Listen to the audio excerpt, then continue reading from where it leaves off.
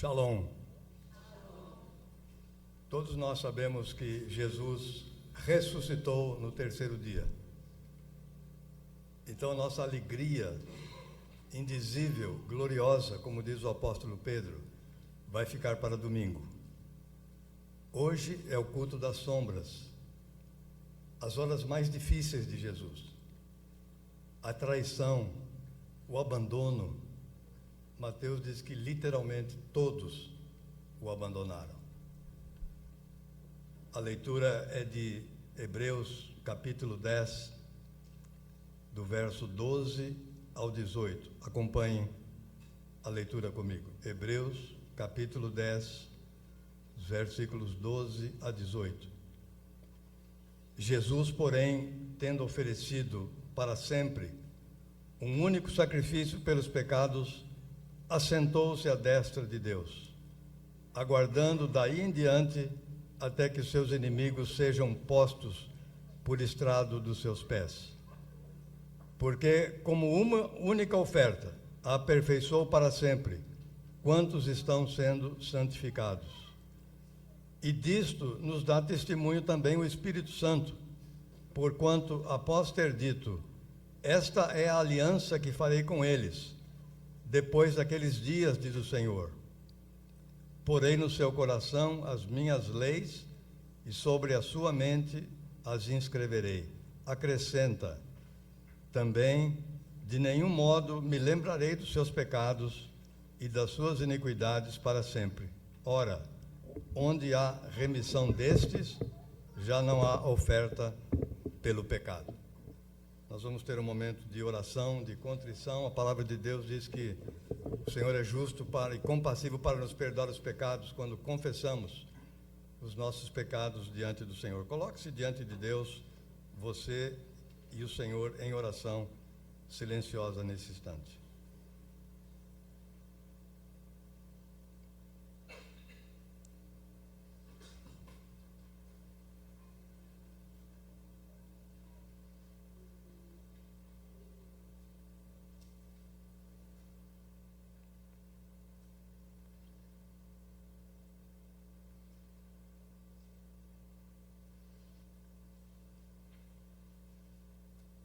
Bendito Deus, nosso Pai, a Tua palavra nos garante que se confessarmos os nossos pecados, Ele é fiel e justo para nos perdoar os nossos pecados. E em nome de Jesus, confessamos diante do Senhor e no silêncio desta hora os nossos pecados cometidos contra o Senhor.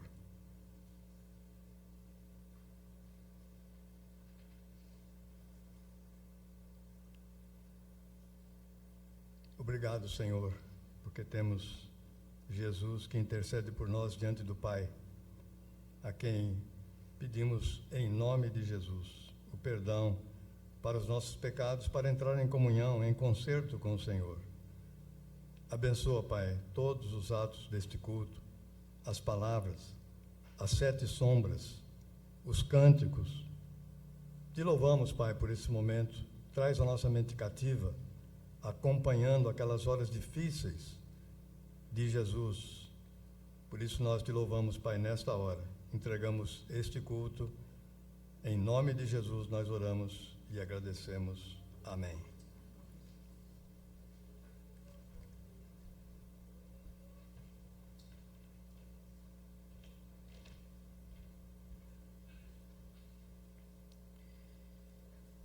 E uma vez que nós estamos perdoados pelos nossos pecados, Deus nos chama a adorá-lo com sincero coração purificado.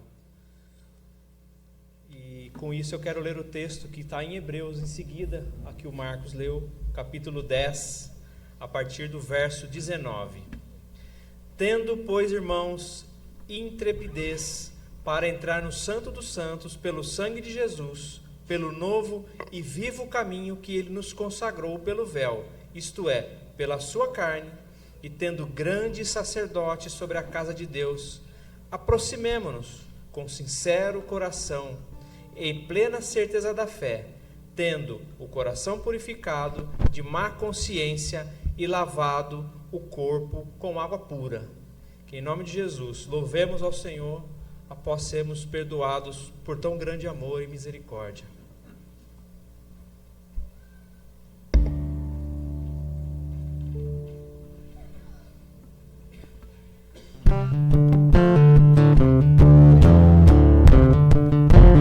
Vou te convidar a ficar de pé nessa noite para nós louvarmos ao Senhor, declararmos que não há Deus como nosso Deus, não há outro, não há semelhante. Ah, Senhor, nós te louvamos e nós declaramos com o nosso coração, com a nossa mente, com os nossos lábios, que não há outro Deus além de ti. Aleluia. O dia enfim chegou, o cordeiro foi cortado, ele vem pra nos visitar. Na porta o sangue está, no crepúsculo da tarde, ele vem pra nos libertar. Todo escravo será livre, nenhum choro se ouvirá. Toda fome saciada, nossa voz ele ouviu. Não há Deus como nosso Deus, nossa força e canção. Grandes coisas ele fez, seu reino é pra sempre. Não há Deus como nosso Deus, nossa força e canção. Grandes coisas ele fez, seu reino é pra sempre.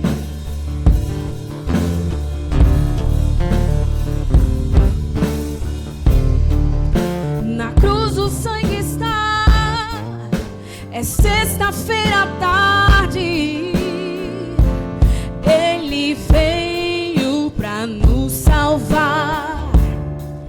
Esmagado o filho foi, Cristo está crucificado, morreu em nosso lugar, sua vida derramou, nenhuma condenação há.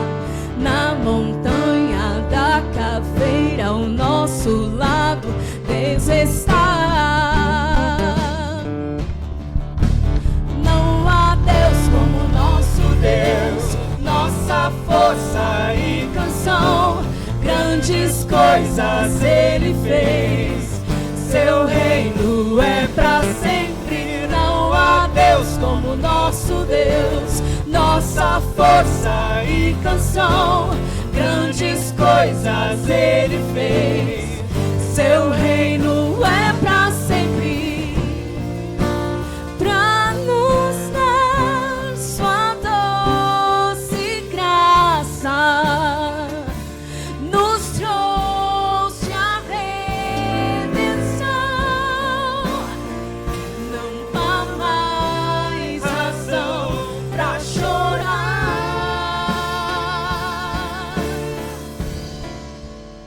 há Deus, não há Deus como nosso Deus, nossa força e canção.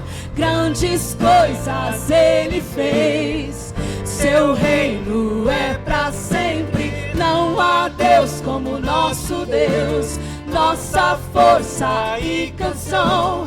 Grandes coisas Ele fez, seu reino. Só as vozes, não há Deus, não há Deus como nosso Deus, nossa força e canção. Grandes coisas Ele fez, seu reino é pra sempre. Não há Deus como nosso Deus, nossa força e canção. Grandes coisas Ele fez, seu reino é pra sempre.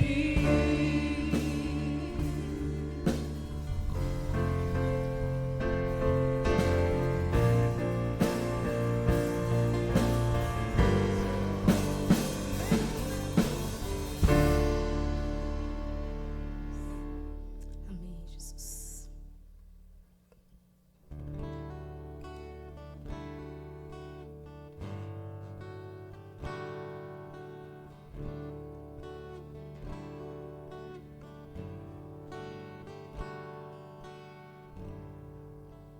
Ele não tinha qualquer beleza ou majestade para nos atrair.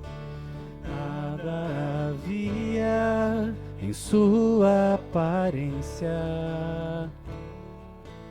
para o desejarmos,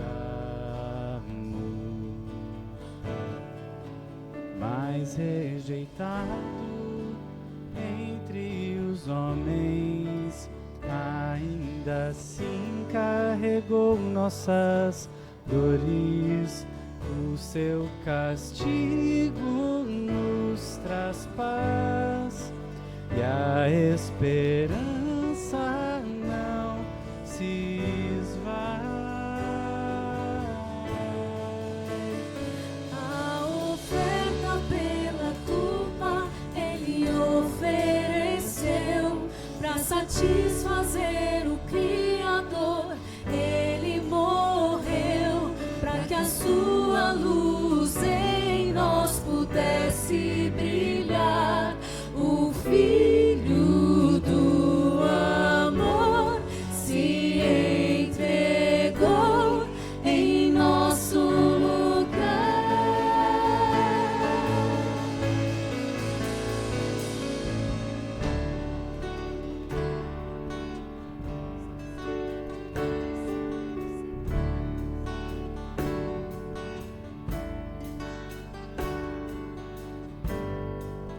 Mais rejeitado dentre os homens, ainda assim carregou nossas dores. O seu castigo nos traz paz e a esperança não se esvai. A oferta pela culpa Ele ofereceu para satisfazer o Criador. Ele morreu para que a sua luz em nós pudesse brilhar. O Filho do amor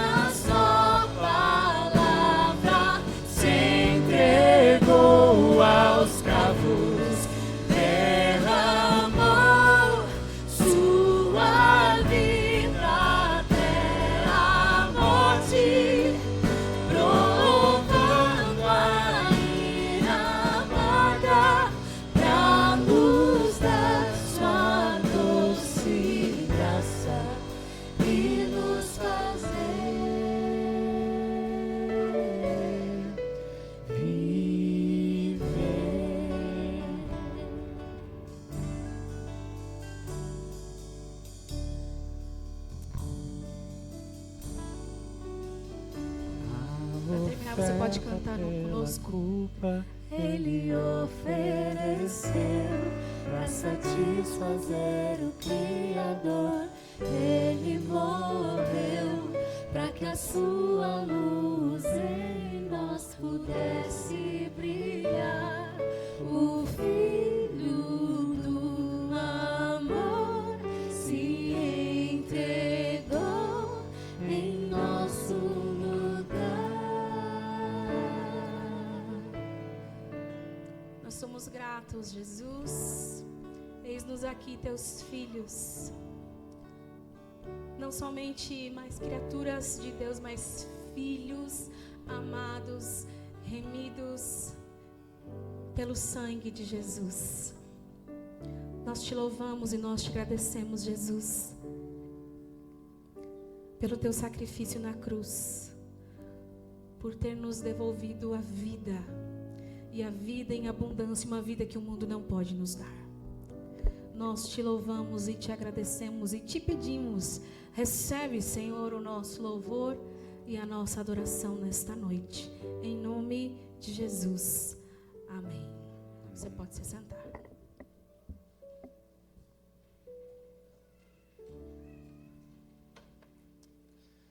Shalom, irmãos. Nós estamos aqui celebrando a ceia do Senhor, nos lembrando daquela que foi a última ceia. Jesus fala aos seus discípulos que ele não celebraria mais a ceia com eles até que chegasse o último dia em que todos estaríamos juntos. A palavra de Deus diz em Lucas 22, a partir do versículo 14: Chegada a hora, pôs-se Jesus à mesa, e com eles os apóstolos, e disse-lhes: Tenho desejado ansiosamente comer convosco esta Páscoa, antes do meu sofrimento. Pois vos digo que nunca mais comerei, até que se cumpra no reino de Deus. E tomando um cálice, havendo dado graças, disse: Recebei e reparti entre vós. Pois vos digo que de agora em diante não mais beberei do fruto da videira, até que venha o reino de Deus. E tomando um pão, e tendo dado graças, o partiu e lhes deu, dizendo: Isto é o meu corpo oferecido por vós. Fazei isso em memória de mim. Nós nos lembramos que o Senhor Jesus nos disse que não participaria mais, não partilharia da ceia do Senhor conosco até que Ele retornasse. Mas nós nos lembramos também que a presença espiritual do Senhor está em nosso meio. E por isso nós podemos celebrar com alegria este momento. Embora hoje seja um culto que nos lembre dos últimos momentos de Jesus, nós também nos lembramos que Ele ressuscitou. E somente por isso Ele está aqui no nosso meio. Então, quando você participar dessa ceia, lembre-se do momento de sofrimento de Jesus. Lembre-se do sacrifício dele na cruz. Mas lembre-se também que Ele está vivo ao seu lado, partilhando deste momento com você, embora não comendo fisicamente. Participe deste momento. Quero chamar aqui à frente os presbíteros para que estejam conosco.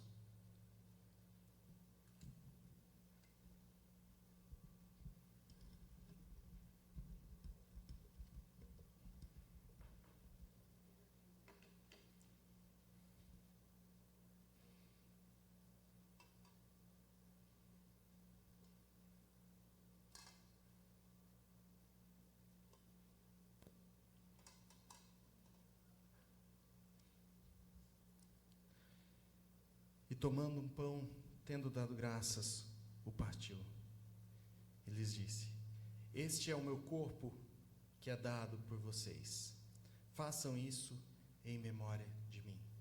Neste momento nós vamos participar do pão. Se você é membro de alguma igreja e está em plena comunhão, você pode ficar de pé e os presbíteros vão levar até você a ceia do Senhor.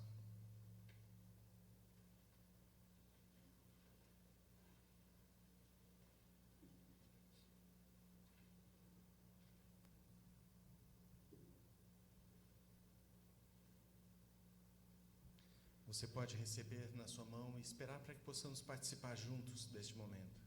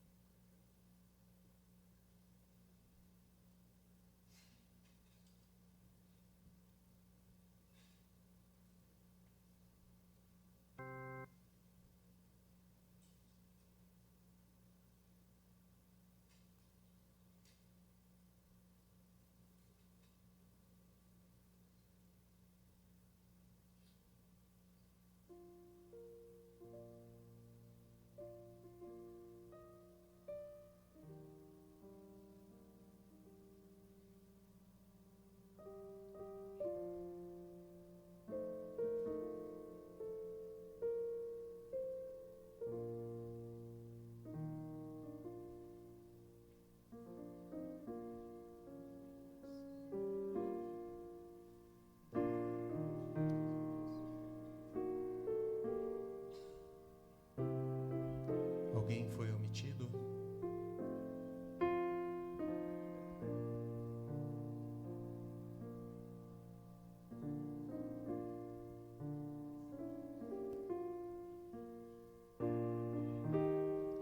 Senhor, nós estamos agora participando da ceia do Senhor. Estes são elementos que representam o teu corpo e o teu sangue. Mas a tua doce presença está em nosso meio e nós louvamos por isso. E agora, ao participarmos, nós te pedimos, ó Pai, que o Senhor nos fortaleça, nos santifique para a honra e glória do teu nome. Em nome do Senhor Jesus. Amém. Os presbíteros. Vamos comer todos. Podemos comer todos.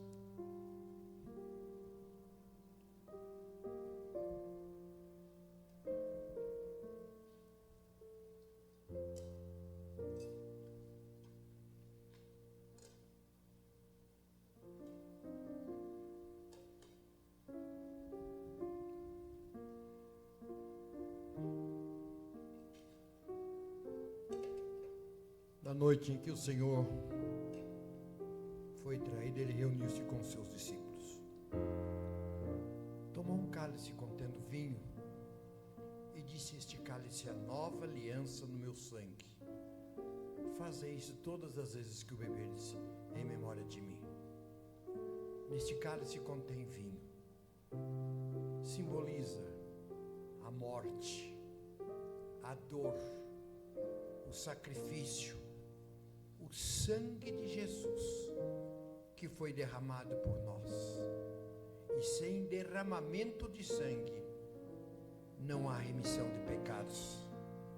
Fomos redimidos pelo sangue de Jesus.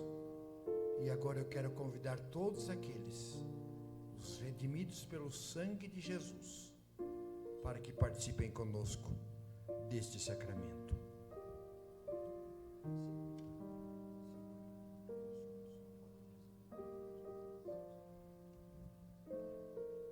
À medida que você for recebendo o cálice, você pode tomar e já devolver ao recipiente. Facilita. Então você recebe, toma seu cálice e assente-se.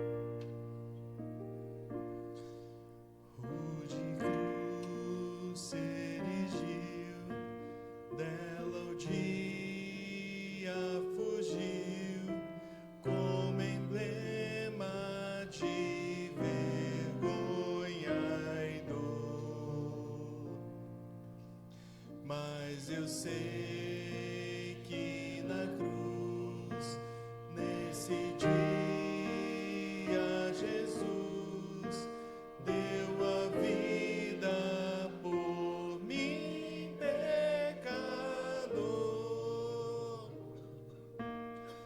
Sim, eu amo a mensagem da cruz. Seu triunfo, alegria será.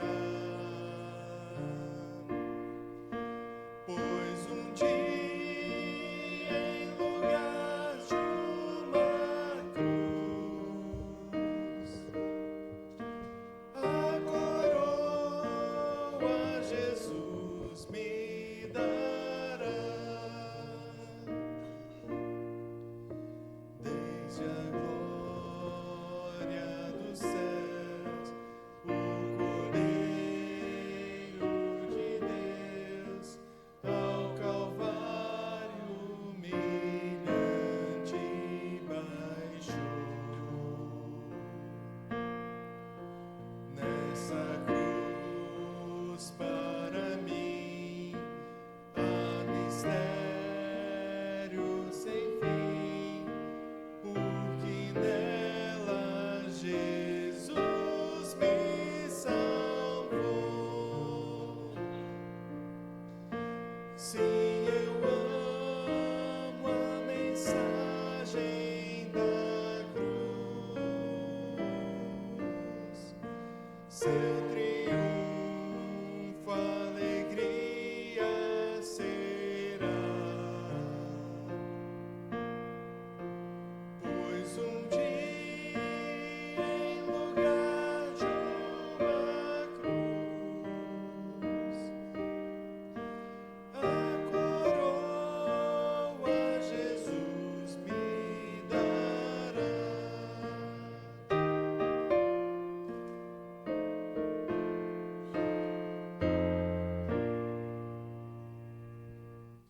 Nessa cruz padeceu, desprezado morreu, meu Jesus para dar-me o perdão. Eu me alegro na cruz, nela vem graça e luz para minha santificação.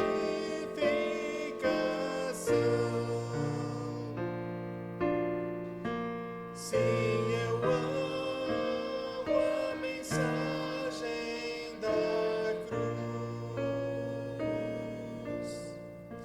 Seu triunfo, alegria será. Pois um dia, em lugar de uma cruz, a coroa Jesus me dará.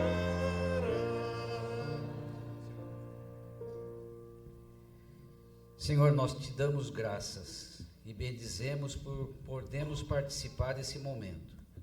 Louvado seja o Senhor pelo sacrifício do teu Filho amado. Que o teu Santo Espírito nos encha com tua presença. É o que eu te peço em nome e por amor de Jesus. Amém. Amém. Não há evangelho sem cruz. Não há cristianismo sem cruz. Não há cruz sem dor, sem morte, sem traição. No Evangelho de Marcos, de Mateus, no capítulo 26, versos de 20. E nós vamos, a partir de agora, ver 7 momentos especiais, dolorosos, que antecederam a cruz, a morte de Jesus. Mateus capítulo 26, iniciando no versículo 20, diz: Chegada a tarde, pôs-se ele à mesa com os 12 discípulos. E enquanto comiam, declarou Jesus: em verdade vos digo que um dentre vós me trairá. E eles, muitíssimos entristecidos, contristados, começaram um por um a perguntar-lhe: porventura sou eu, Senhor? E ele respondeu: o que mete comigo a mão no prato, esse me trairá.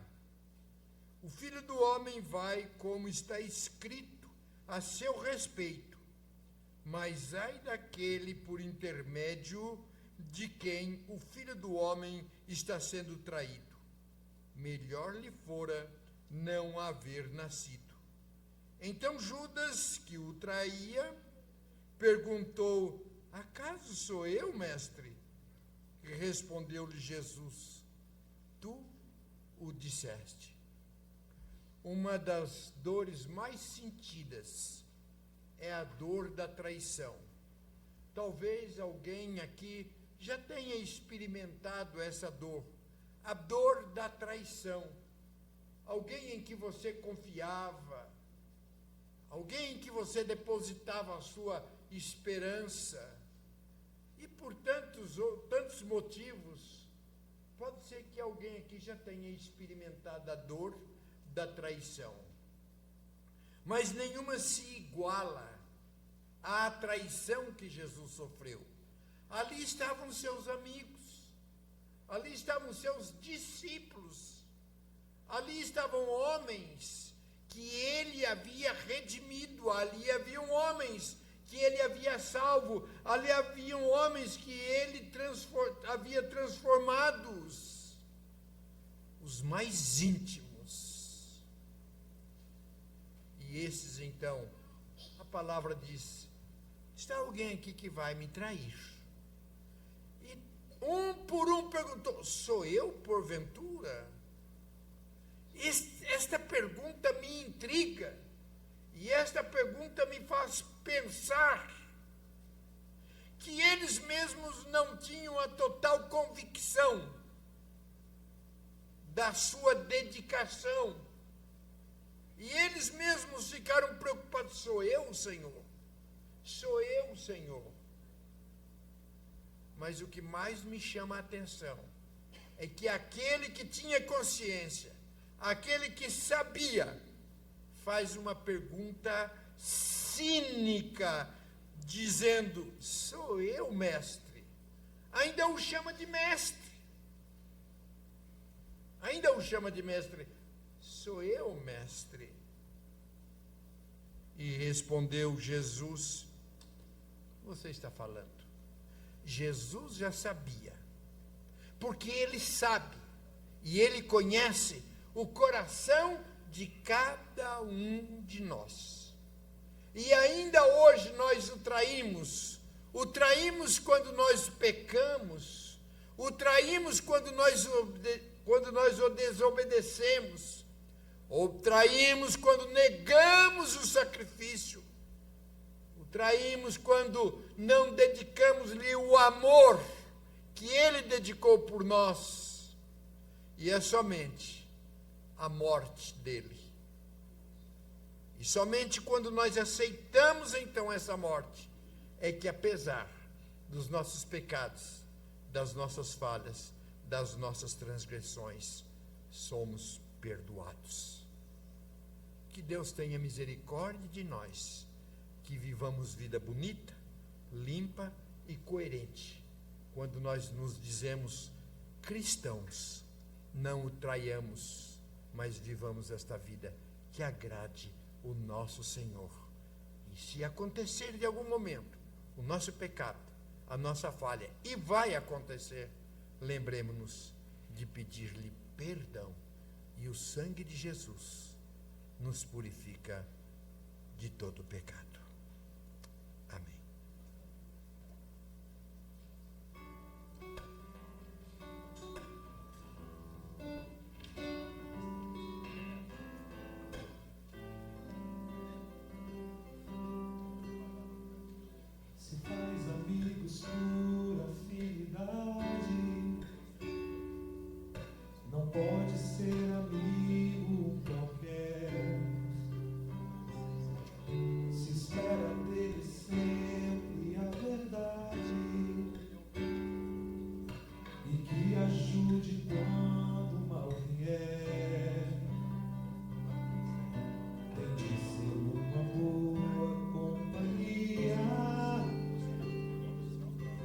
pensamento parecido ser, mesmo que não se veja todo dia, o encontro é um prazer.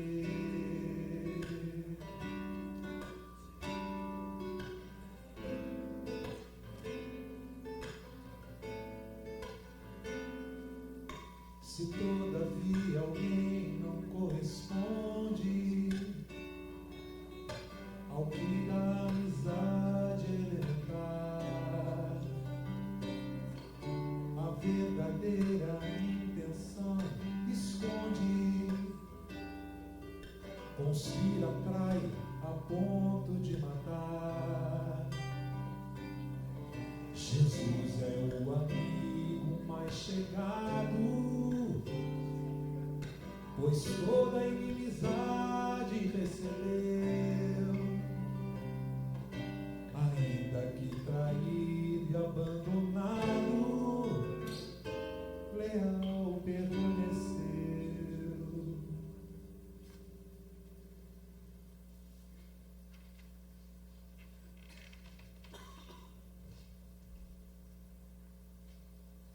Certamente, esse é o tipo de conversa que gerou ou pairou uma nuvem de inquietação no coração dos discípulos. E certamente o ambiente de festa que ali eles estavam, até porque foi por conta disso e por causa disso que ali eles chegaram, de alguma maneira isso se esfriou. Contudo, eles continuaram comendo, mesmo que sem sabor, mesmo que sem gosto, eles continuaram desfrutando da festa.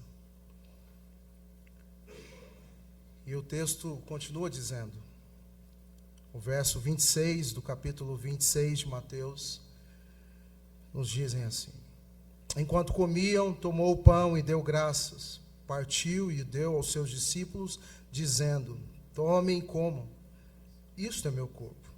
Em seguida tomou o cálice, deu graças e ofereceu aos discípulos, dizendo: bebam dele todos vocês, isto é o meu corpo, isto é o meu sangue da aliança, que é derramado em favor de muitos para perdão de pecados. Eu lhes digo que de agora em diante não beberei desse fruto da videira, até que aquele dia em que beberei o vinho novo com vocês no reino de meu Pai. Depois de terem cantado um hino, saíram para o Monte das Oliveiras.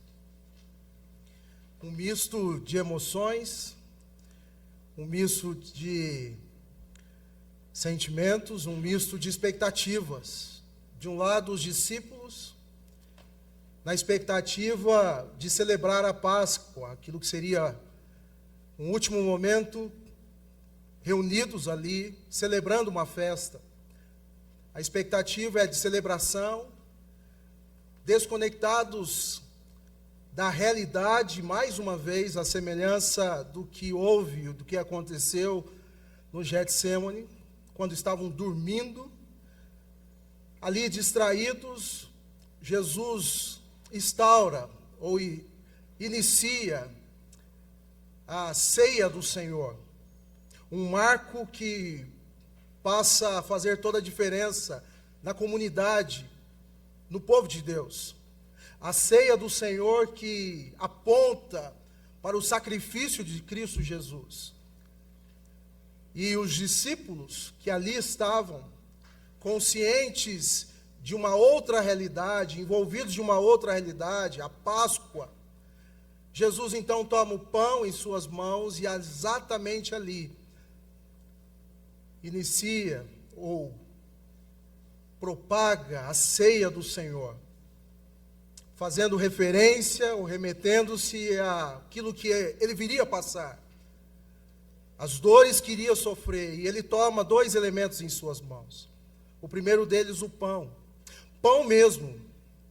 Não há nada místico, literalmente pão, contudo, de forma figurativa, Jesus usa como exemplo, era algo que Jesus tinha hábito de fazer, utilizar daquilo que ele poderia usar para ilustrar a sua fala, a sua intenção. Jesus, não diferente, usa aquilo que de fato poderia exemplificar de forma muito clara o que ele viria a passar, que o profeta Isaías narrou de forma muito especial e detalhada em Isaías capítulo 53, que o seu corpo seria moído. Ali o pão, ele então toma em suas mãos e parte aos seus discípulos. E o verbo usado nesse momento é, ao partir, ele deu um movimento que, conectado com João 3,16, que diz que Deus deu o seu único filho, uma oferta gratuita, graça pura, um movimento que não é cobrado de ninguém, e que não depende, ou independe, de qualquer coisa que podemos fazer ou deixar de fazer. Jesus então entrega aos seus discípulos: este é meu corpo, isto é o meu corpo. A semelhança, ou fazendo referência talvez, à experiência de Abraão com Isaac. A lenha, a brasa, e o seu filho Isaac pergunta: pai, está tudo aqui, mas onde está o cordeiro?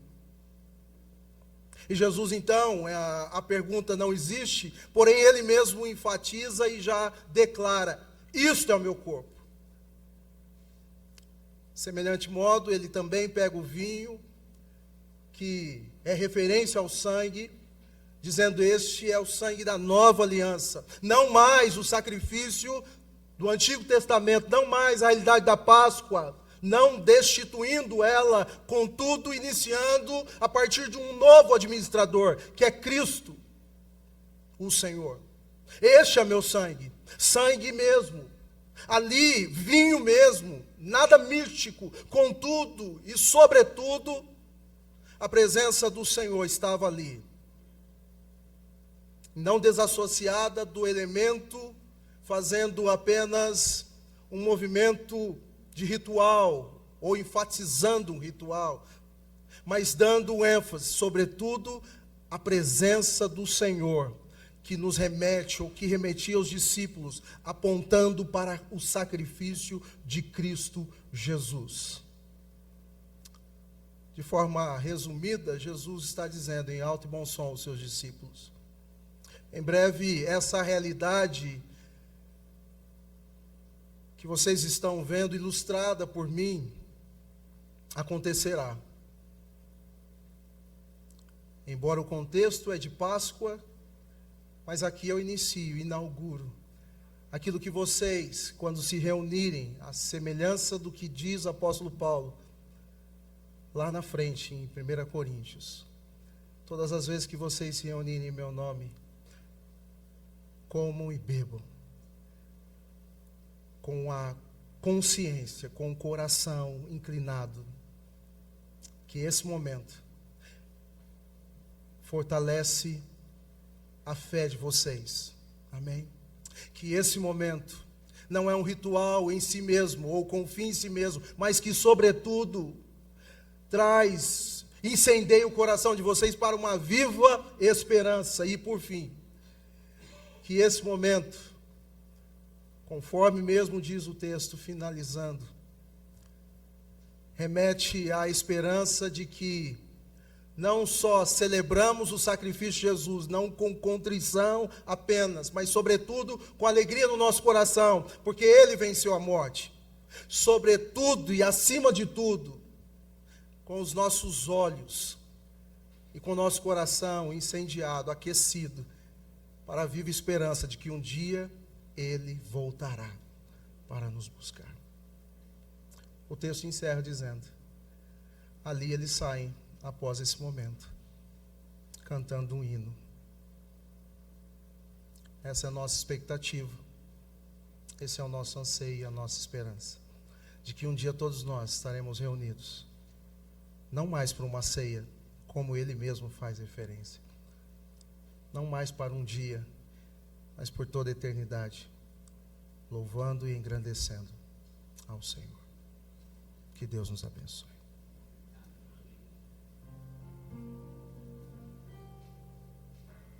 Este é o meu corpo, partido por ti,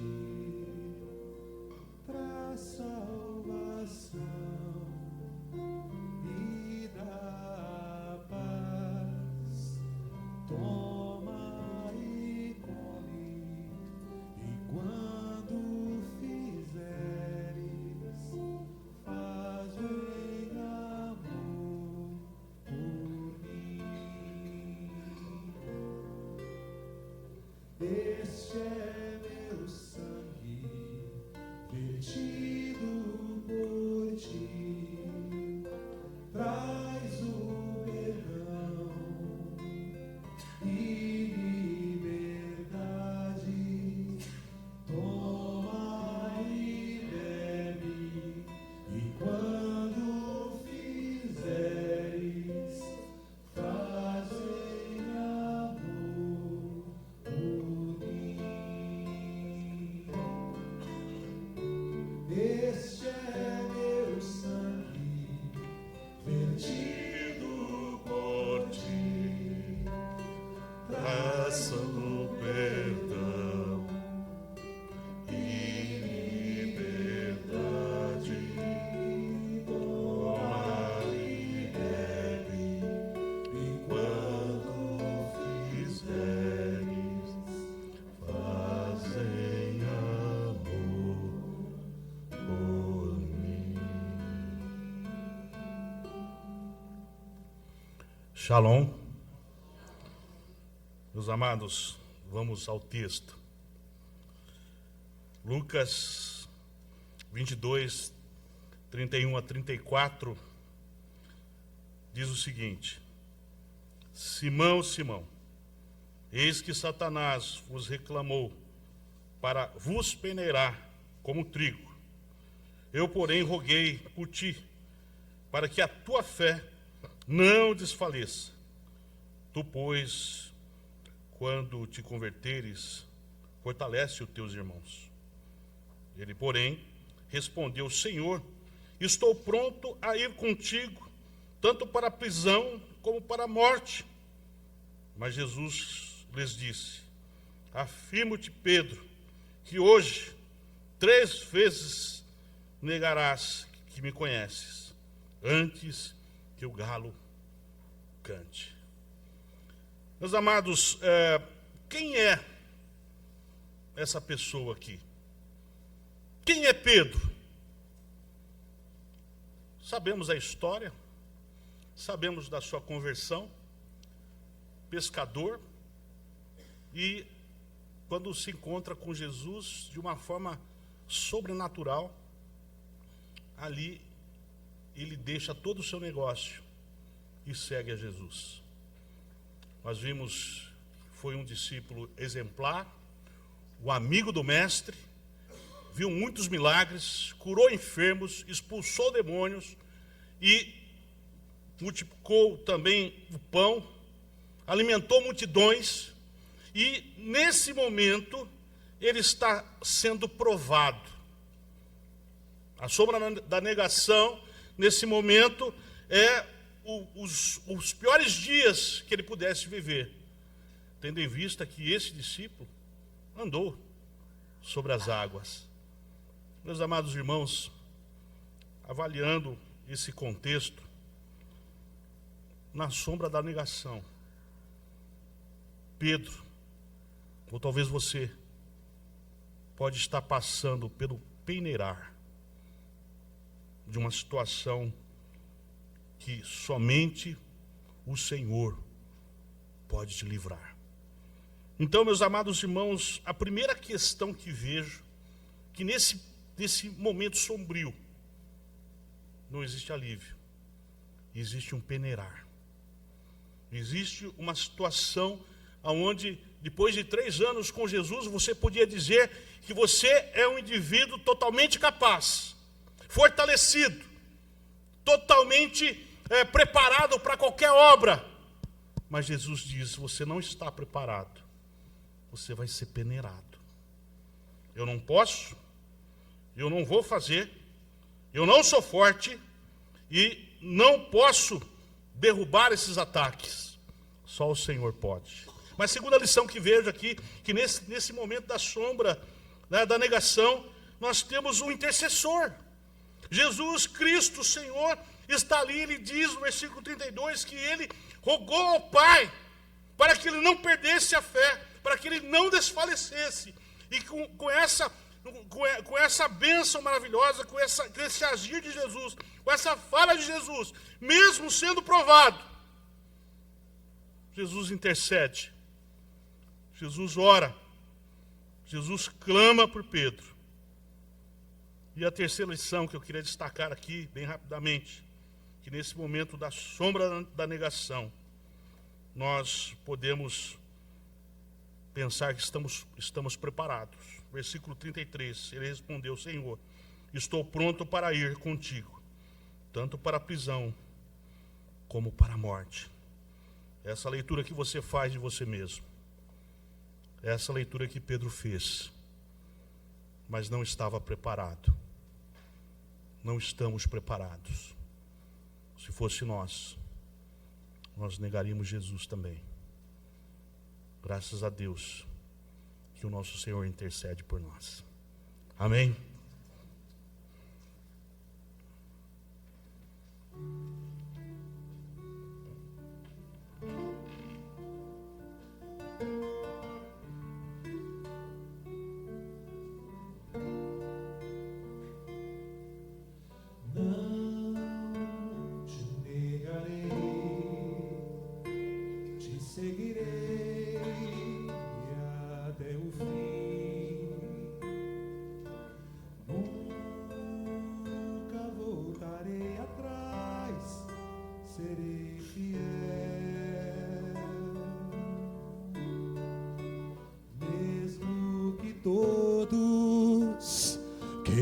Fugir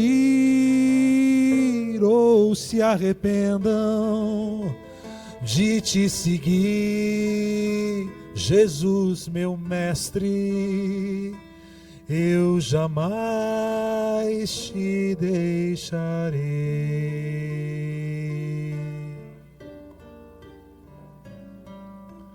Ai, amado meu, como a peneira escolhe um grão,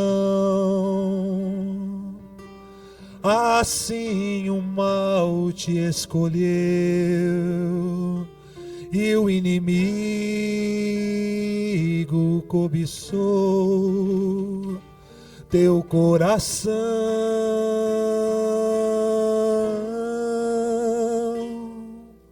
Mas orei por ti, roguei ao Pai, intercedi em teu favor, para que tua fé não fosse em vão, valesse o tempo de aflição e suportasse a provação. Roguei por ti, roguei por ti, roguei por ti.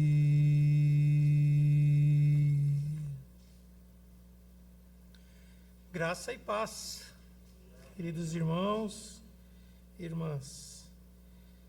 O texto que nós vamos ler está lá no Evangelho de Marcos, capítulo 14, versículo 32. Então foram ao lugar chamado Getsêmani. Ali chegados, disse Jesus aos seus discípulos: assentai-vos aqui enquanto eu vou orar.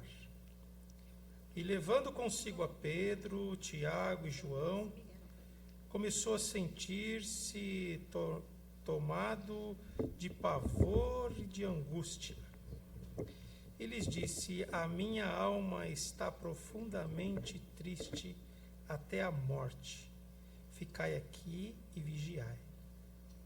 E adiantando-se um pouco, prostrou-se em terra e orava para que, se possível, lhe fosse poupada aquela hora. E disse: Abba, Pai, tudo te é possível. Passa de mim este cálice. Contudo, não seja o que eu quero, e sim o que tu queres. Bem depois que Jesus Cristo tomou a Santa Ceia com seus discípulos, diz um dos textos que nós lemos aqui, que nós ouvimos a palavra, que eles cantaram um hino, e depois Jesus foi para o Monte das Oliveiras, foi para poder orar. E chegou esse grande momento da oração. O momento em que Jesus está vivendo uma agonia tremenda, porque ele vai enfrentar o maior terror até então aguardado, planejado na eternidade, o enfrentamento da cruz. Mas na cruz Jesus não estaria somente sofrendo as dores físicas, na cruz sim Jesus estaria enfrentando o inferno, a ausência do Deus Pai. Neste jardim, o jardim de oração, onde Cristo me espera, né? Este jardim em que Jesus Cristo para orar, para buscar o Pai, é o jardim de todos nós. É o lugar aonde eu e você, diante das nossas agonias, nós podemos nos encontrar com o Pai. O texto fala que era uma quinta-feira, uma noite tenebrosa, e Jesus sai com seus discípulos, e dentre os seus discípulos ele chama 3 para irem um pouco mais adentro daquele jardim, e aí ele os deixa ali e diz para eles: olha, orem, intercedam, fiquem vigiando. E Jesus vai sozinho para mais adentro ainda, porque Jesus é aquele que vai para a cruz sozinho. E ali então Jesus vai dizer, vai falar a oração ao Pai. E ele vai usar aquela expressão tão famosa, tão conhecida, Abba, Pai. Foi esta expressão que Jesus Cristo apresentou, que Deus não é simplesmente o Deus Yahvé, mas Deus é o Abba, Pai. É com esta expressão que Jesus vai introduzir uma relação nova diante do ser humano para com Deus, o Deus que é Pai. É com essa expressão que Jesus vai ensinar os discípulos a orarem. Quando vocês orarem, vocês digam Abba, Pai. É com essa expressão que Jesus vai dizer aos seus discípulos: entrem no seu quarto, ore ao Pai que está em secreto. E de repente, é com esta expressão que Jesus se vê em meio à tremenda, a maior agonia. E ele clama, Abba, Pai. E ele diz: se for possível, se tiver algum outro jeito de resolver este problema da salvação, que eu não precise enfrentar a ausência do Senhor, por favor, tire de mim este fardo, tire de mim este cálice. E o que Jesus ouviu como resposta? O silêncio. O silêncio dos céus. E Jesus clama uma vez, e clama 2 vezes, e clama a 3ª vez, e ele encontra o silêncio deste Abba, Pai. Mel Gibson dirigiu o filme A Paixão de Cristo em 2004, quando foi estreado.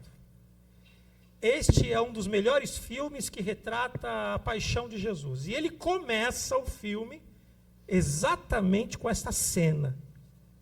Quando Jesus está ali no Getsemane, orando ao Pai, clamando Abba, Pai, com suor de sangue, na angústia, na dor, naquele lugar tenebroso, e diante do silêncio do Pai. E Mel Gibson retrata isso, mostrando que Lúcifer se apresenta ali naquele instante, e ele faz uma pergunta para Jesus, quando Jesus está naquela agonia, clamando ao Pai. Ele faz a seguinte pergunta: quem é o teu Pai? Em outras palavras, ele quer perguntar o seguinte: aonde é que está o teu pai? E ele faz uma segunda pergunta na sequência: quem és tu? Nós bem sabemos que lá no Éden, esse mesmo Lúcifer que esteve ali no Getsemane, tentando Jesus, que foi para a cruz tentando Jesus, é o mesmo Lúcifer que tentou Adão e Eva lá no Éden. E ali foi lançado o grande germe da dúvida a respeito do caráter de Deus. Será que Deus é pai mesmo? Será que Deus é bom mesmo? Será que esse Deus que vê os seus filhos em agonia, em angústia, ele não responde e fica um silêncio?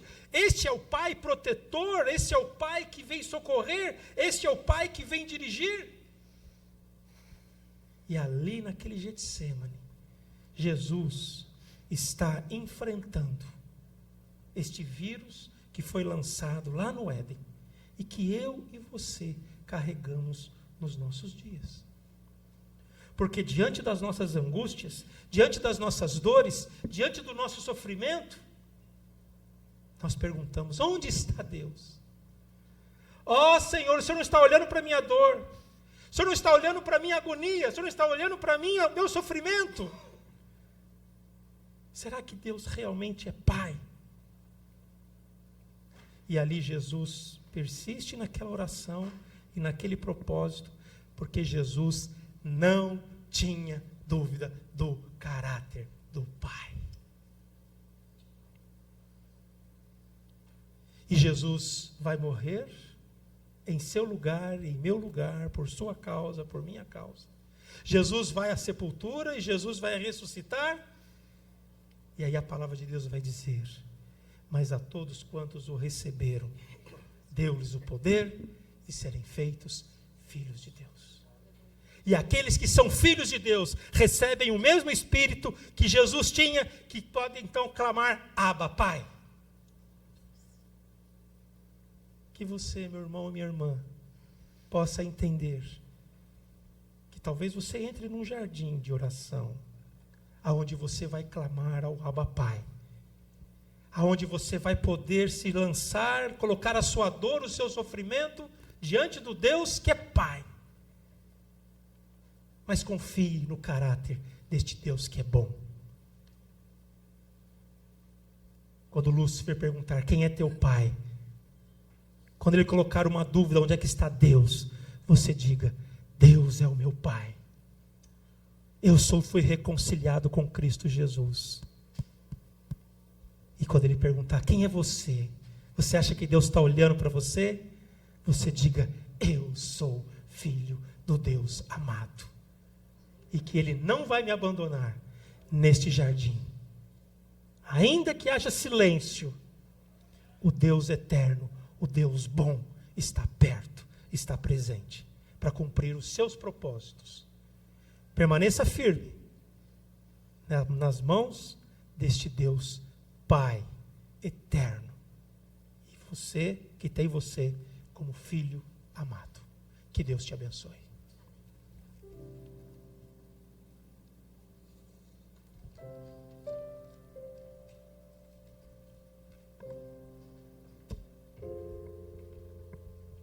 No Getsemane foi que meu Jesus orou, se entregando ao Pai mais uma vez. Logo vieram pessoas para o levar para a maior das provações. Ele tanto amou, tudo suportou.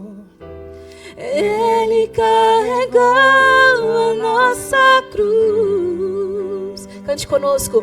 Oh, ver os cravos nas mãos, seu corpo a sofrer,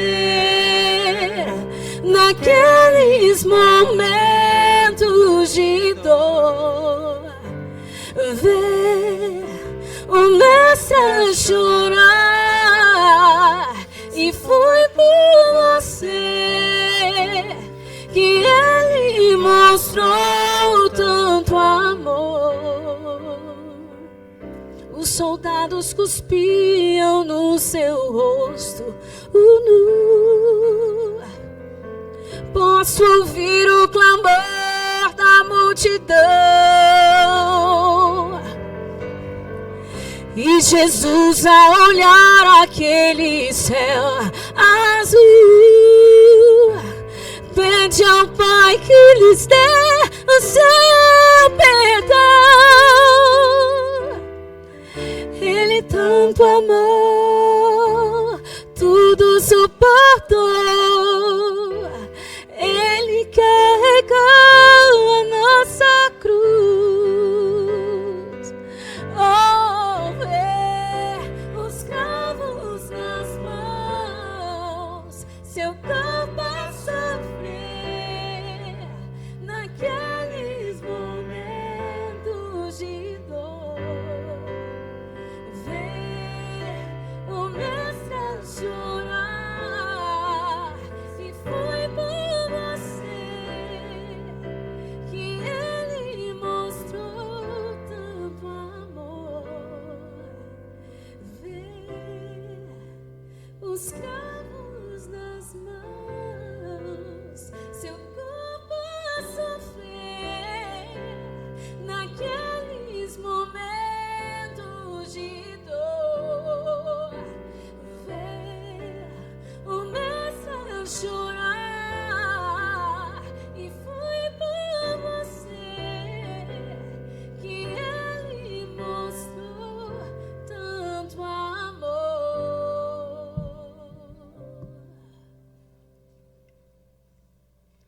Graça e paz, irmãos. O nosso texto está aqui em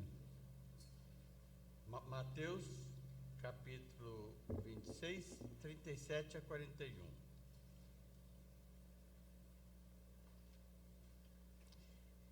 E levando consigo a Pedro e aos dois irmãos, dois filhos de Zebedeu, começou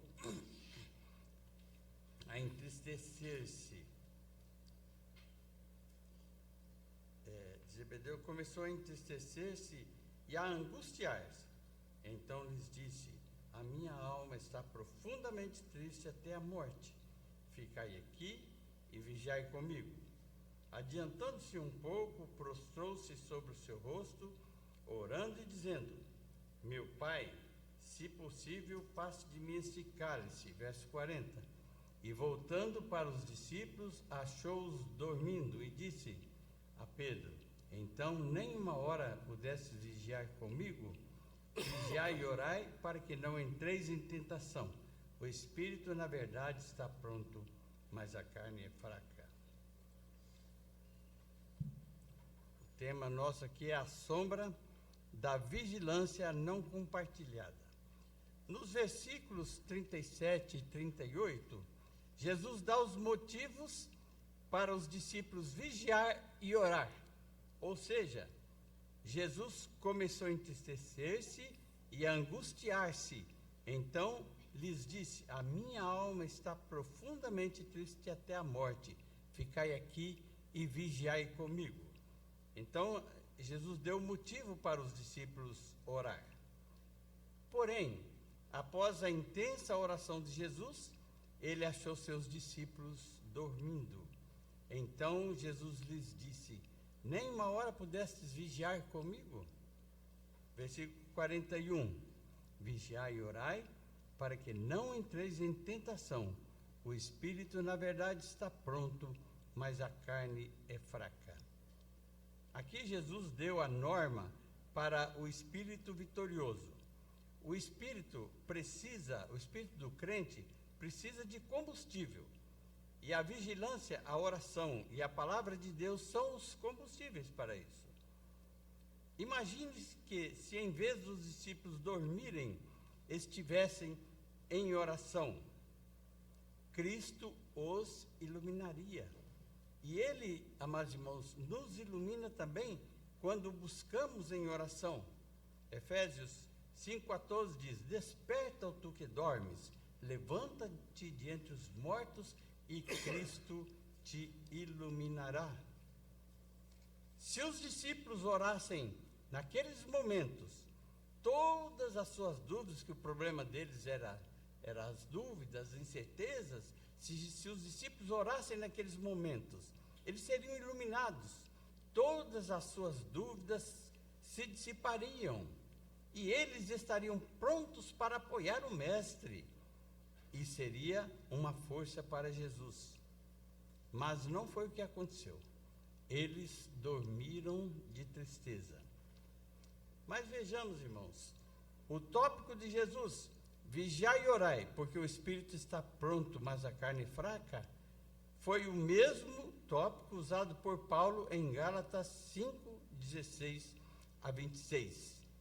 Neste texto, Paulo fala da luta entre o espírito e a carne.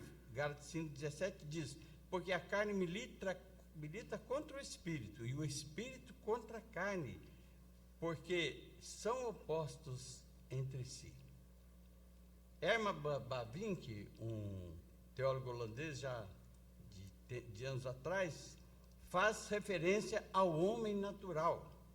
Neste homem natural está a força da carne de pecado.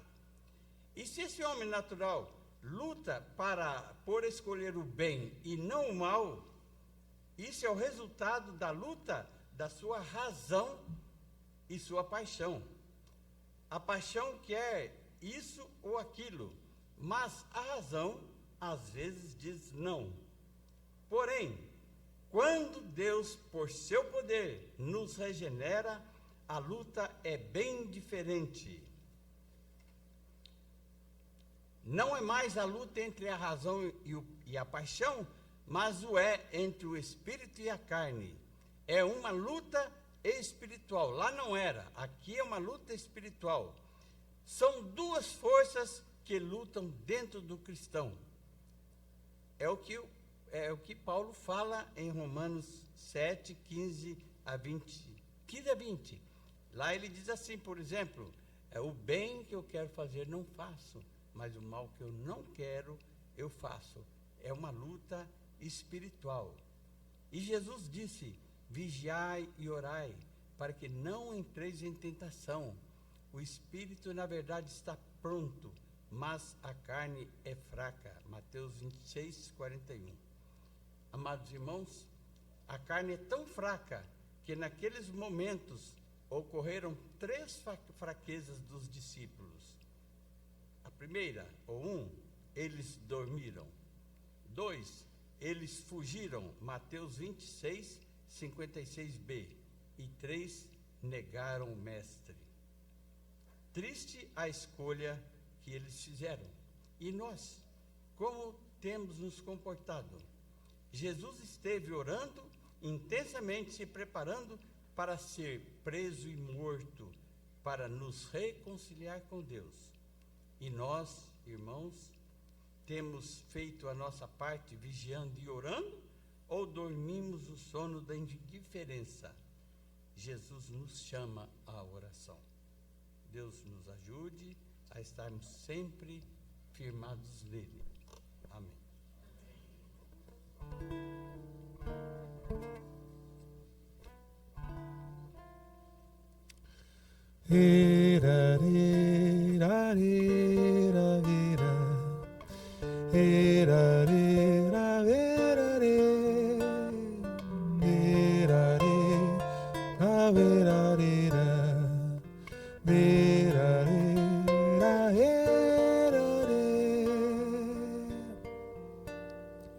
Chegada é a hora que me apavora, aflito está meu coração.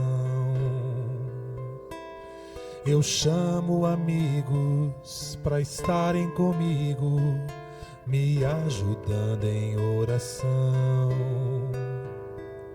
mas indo e vindo os pego dormindo, nenhuma hora podem dar.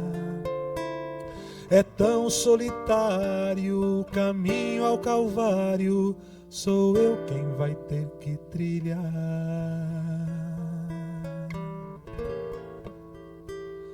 Tudo tão horrendo, suor escorrendo, o sangue escorrendo também.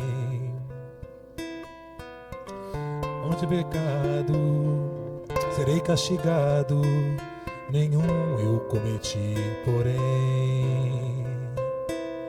Eu chamo amigos pra estarem comigo, nenhuma hora podem dar. É tão solitário o caminho ao Calvário, sou eu quem vai ter que trilhar.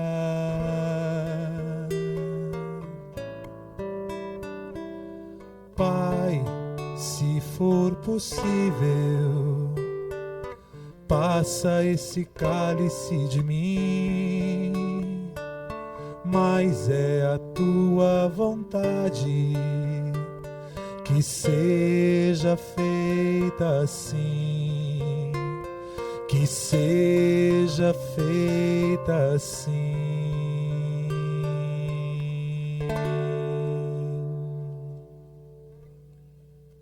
De Betânia a Jerusalém, chegando, seus pés ungidos, à entrada triunfal, Jesus descansa ali em Betânia. Nós temos o Senhor caminhando agora na segunda-feira, purificando o templo, amaldiçoando ali então uma figueira, e caminhamos um pouco mais e encontramos Jesus realizando o seu ministério. De Betânia saímos e andamos com Jesus e chegamos ao Getsemane.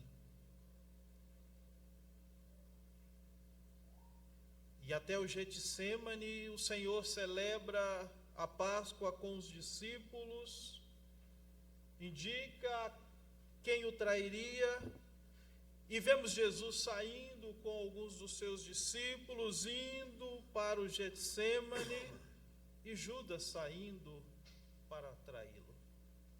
Chegamos então à sombra da prisão. E eu convido você a acompanhar a leitura comigo aí no capítulo, agora Mateus 26, do versículo 47 ao versículo 50. Mateus 26, de 47 a 50. O texto diz assim: falava ele ainda, e eis que chegou Judas, um dos 12, e com ele grande turba com espadas e porretes, vinda da parte dos principais sacerdotes e dos anciãos do povo. Ora, o traidor lhes tinha dado esse sinal: a quem eu beijar, é esse, prendei-o. E logo aproximando-se de Jesus, lhe disse: salve, mestre, e o beijou. Jesus, porém, lhe disse: amigo, para que vieste?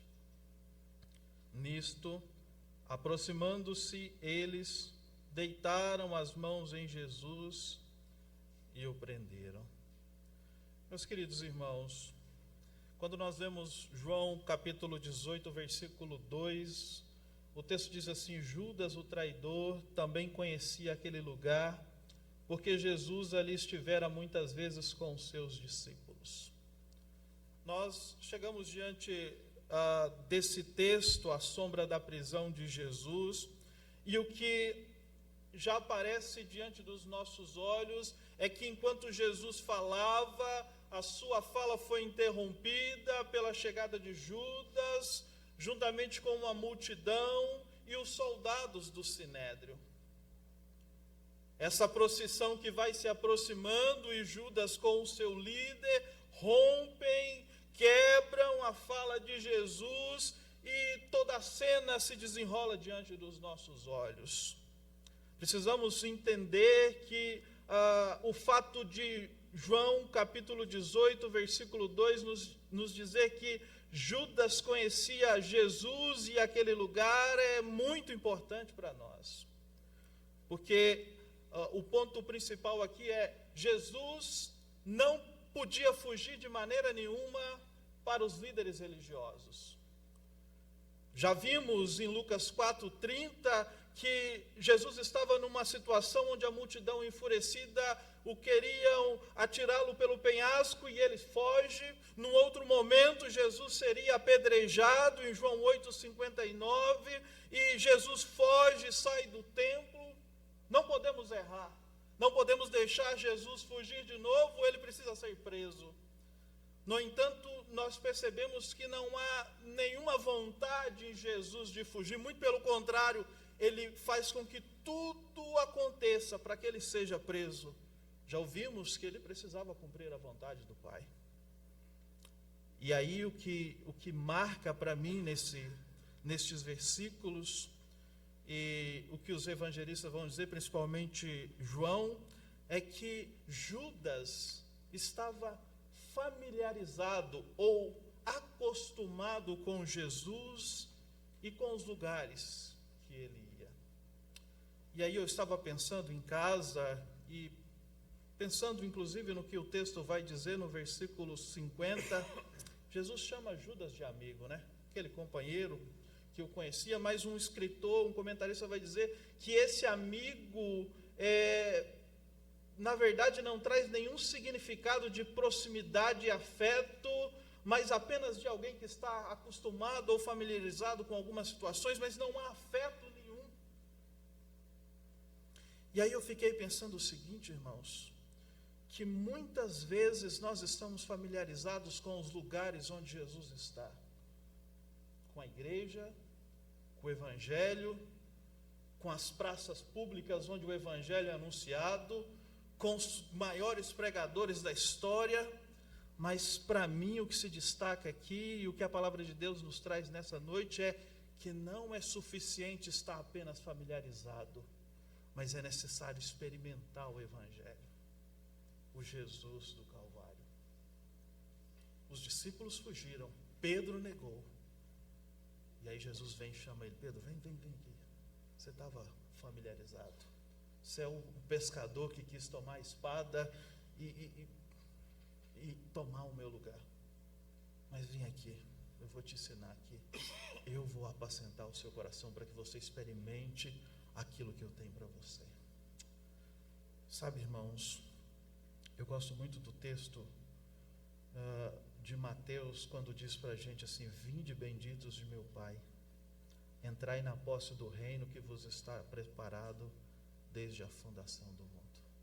Mas o texto ainda vai dizer para nós que haverão muitos que dirão: Senhor, eu curei, eu preguei, eu fiz isso, eu fiz aquilo. E Jesus vai dizer: apartai-vos de mim, porque eu não vos conheço. A sombra da prisão, irmãos, e o que acontece diante dos nossos olhos, o convite para nós nessa noite é: não receba apenas a herança ou a cultura religiosa dos seus pais, dos seus avós, do seu pastor, mas experimente o Jesus que os seus avós, pastor e amigos experimentaram, para que você não viva apenas desfrutando disso aqui, mas para que você experimente a graça transformadora do Evangelho. Deus abençoe a todos.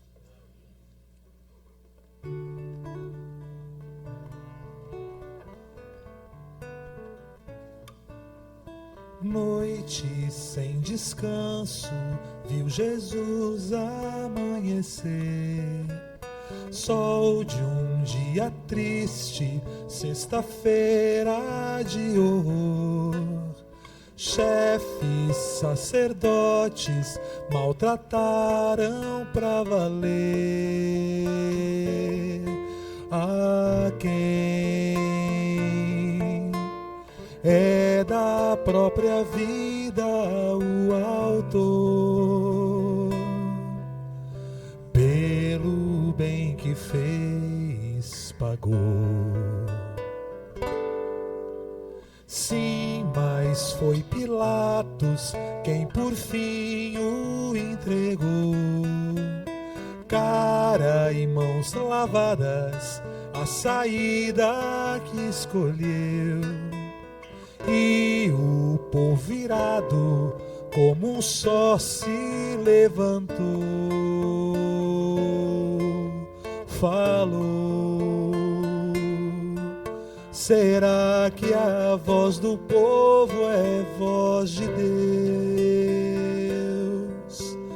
Cruz e morte ao benfeitor.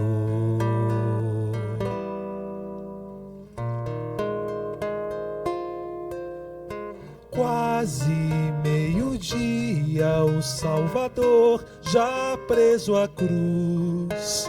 Cruz, louvor maldito, cruz de dura punição. De repente trevas, pois fugiu a própria luz.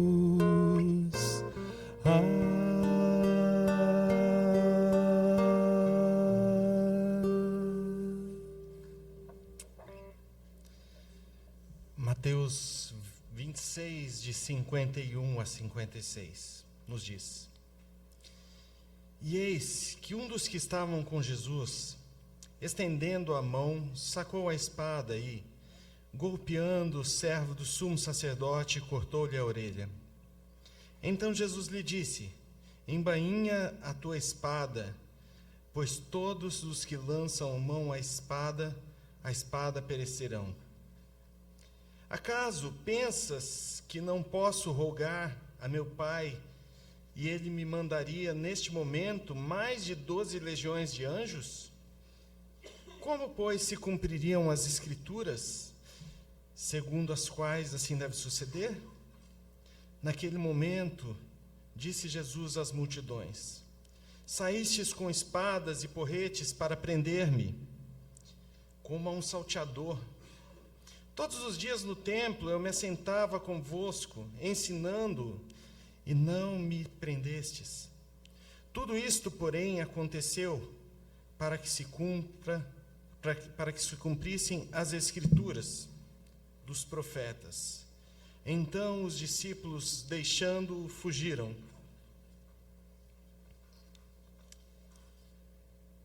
11 discípulos, 2 espadas apenas. Eles perguntaram: 2 espadas são suficientes? Jesus disse: basta. Ao todo 12 contando com Jesus.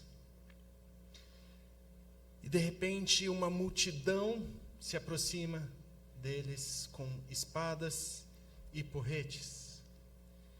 Quando eles vão se aproximando, um dos discípulos, Pedro, embainha a sua espada e tenta acertar um homem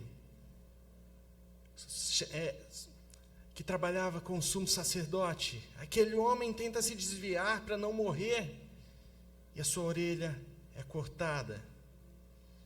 E então Jesus diz a Pedro: guarda a tua espada. Há um texto apócrifo que era anexado ao livro de Gênesis, que conta uma história de amor entre um homem chamado José e uma mulher chamada Zenaide. No final, quando o vilão já está derrotado ali por José, José aponta uma espada para ele. E então ele recebe uma ordem: guarda a tua espada, pois não convém que um adorador do Deus Altíssimo faça justiça com as próprias mãos. Pedro e os demais discípulos conheciam esse texto, e com certeza eles remeteram a tudo isso, não somente o guarda-espada, mas saberem que eles eram adoradores do Deus Altíssimo, e que não seria a espada deles que faria justiça, mas o nosso Senhor que traria a justiça. Aqueles homens em grande número, armados, esperavam que Jesus e seus discípulos se rebelassem, até Jesus falar: guarda a espada, nós não vamos nos rebelar. Se eu rogar ao Pai, Ele me envia 12 legiões de anjos. 72 mil anjos, mas as escrituras têm que se cumprir. Então Jesus olha para a multidão e fala: o que vocês estão pensando que estão fazendo? Olha para os discípulos: o que vocês estão pensando que estão fazendo? São 72 mil anjos que eu poderia chamar e vocês não teriam o que fazer. Jesus então olha para a multidão mais uma vez e diz: eu estava com vocês no templo todos os dias. Eu me assentava com vocês, nós nos olhávamos nos olhos, conversávamos. Eu os ensinava e agora vocês vêm me prender como um bandido, como um salteador. Vocês me prenderam, mas vocês sabiam que as minhas palavras eram verdade, por isso vocês não me prenderam naqueles momentos. Mas agora vocês sabem que estão sendo injustos. Vocês sabem que eu não sou um salteador. Ali a multidão já havia abandonado a Jesus. Mas ainda restavam seus discípulos. 11 discípulos, pelo menos, um já havia traído. E mesmo sabendo que Jesus tinha um exército de anjos à sua disposição, eles olham para a situação e temem. E mesmo que tenham dito antes: jamais o abandonarei, como Pedro disse a Jesus, se cumprem as escrituras de Zacarias 13:7. Diz o Senhor dos Exércitos: fere o pastor e as ovelhas ficarão dispersas. Jesus estava sendo ferido, indo para a cruz, e os seus discípulos agora o abandonavam. Não mais só a multidão abandonava Jesus, agora seus discípulos também abandonavam a Jesus. No momento de maior agonia, no momento de maior tristeza, no momento de maior dificuldade, aqueles discípulos abandonavam Jesus. A deserção acontecia. Mas Jesus ainda caminhava rumo à cruz, para, nas suas últimas palavras, dizer: Deus meu, por que me desamparaste? Os nossos pecados fizeram separação entre o Pai e o Filho, a ponto do Pai também deixá-lo e desampará-lo na cruz. O silêncio ensurdecedor da solidão. A multidão não estava mais com Jesus. Seus discípulos não estavam mais com Jesus. Cada uma dessas velas representa uma sombra que se apaga, que abandona Jesus. Mas no meio há uma vela que representa o nosso Senhor e Salvador, Jesus Cristo. Essa vela parecia estar se apagando, mas ela não se apagaria, porque ao terceiro dia Jesus ressuscitaria. E logo mais ele se encontraria com os seus discípulos, aqueles que o haviam abandonado, não para cobrar, não para falar com eles a respeito da ausência no momento de sua maior angústia, mas para dizer que a ausência que ele sofreu, seus discípulos jamais sofreriam novamente, porque Jesus estaria com ele todos os dias até a consumação dos séculos. Por mais que eles fossem abandonados pela família, pelos amigos, pelas pessoas mais próximas que caminhassem com eles, Jesus jamais os abandonaria. Assim também é conosco, meus irmãos.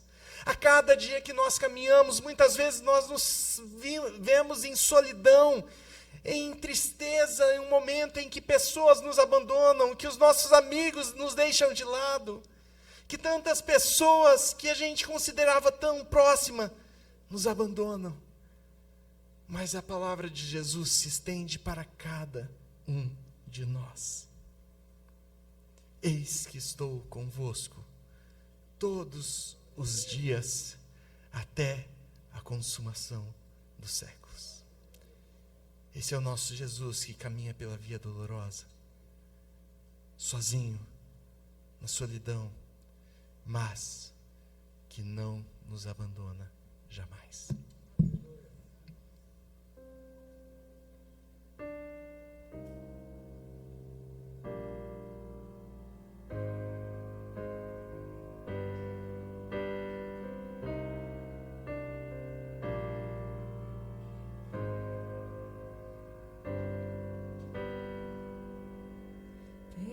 Pela via dolorosa em Jerusalém chegou certo homem carregando uma cruz.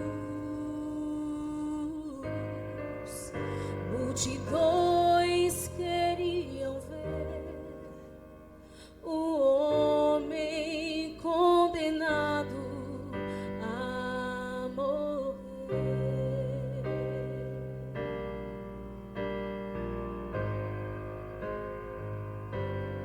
Ele estava tão ferido e sangrava sem parar, coroado com espinhos. Ele foi, e em dor pude ouvir o escárnio dos que o punham pra sofrer. Pela via dolorosa que é estrada do horror, como ovelha veio Cristo, Rei Senhor. Ele foi quem escolheu dar a vida por ti e por mim. Pela via dolorosa, meu Jesus sofreu assim.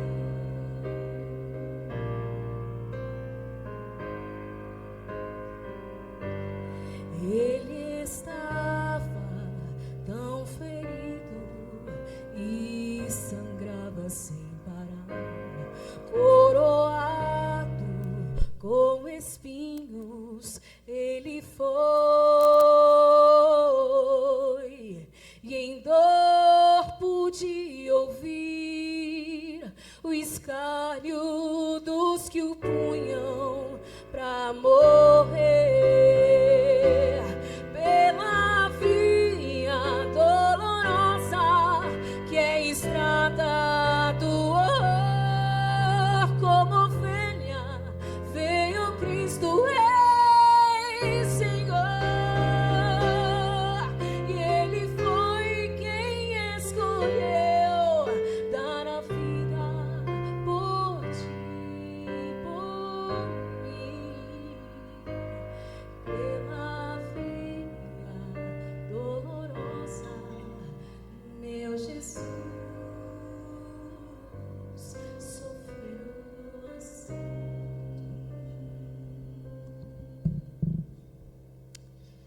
Hoje nós terminamos meditando no que aconteceu no sacrifício de Jesus. Domingo nós nos alegraremos porque Jesus ressuscitou. Eu quero agradecer aos pastores que estiveram aqui conosco, Reverendo César, Reverendo Claudinei, Reverendo Marcelo, Reverendo Márcio, Reverendo Levi, Pastor Noidi conosco. Nós louvamos a Deus pela presença de cada um.